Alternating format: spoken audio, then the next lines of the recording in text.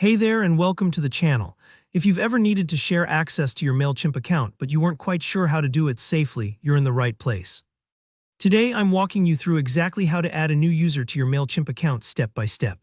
By the end of this tutorial, you'll know how to give your team members or collaborators just the right amount of access while keeping your account secure and organized. Alright, let's dive in. First, you'll want to head over to the MailChimp website and log into your account. This might seem obvious, but make sure you're logging into the correct account, especially if you manage more than one. Once you're in, look towards the top right corner of your screen.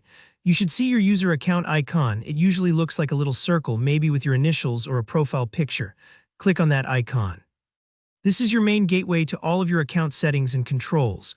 From the drop-down menu that appears, find and click on Account and Billing. This section is where all the behind-the-scenes elements of your MailChimp account are handled.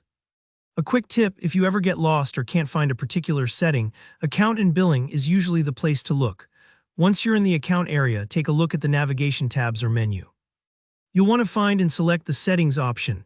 Don't worry if it takes an extra second to find. Sometimes these menus have a lot of options packed into them. Settings is where you'll find most of your administrative tools, including user management. Now under Settings, click on Users. This section shows you who currently has access to your MailChimp account. If you're working with a team, this is a great way to keep track of everyone's permissions and make adjustments as your team grows or changes roles.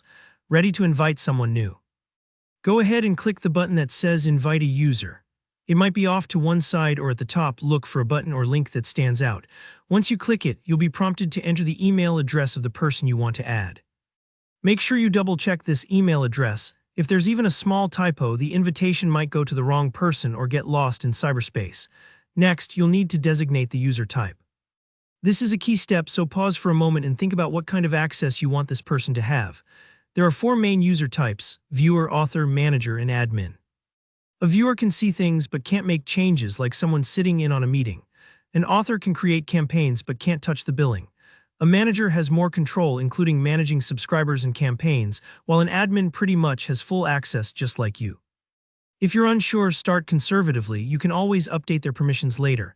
Before you send the invitation, you have the option to add a comment.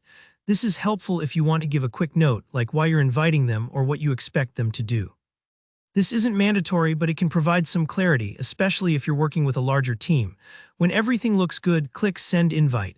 The person you've invited will get an email with instructions for joining your MailChimp account.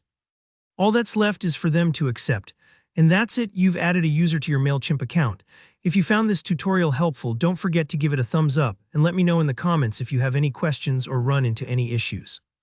I'm always happy to help out, and if you want more straightforward, step-by-step guides like this, be sure to subscribe so you don't miss any future tutorials.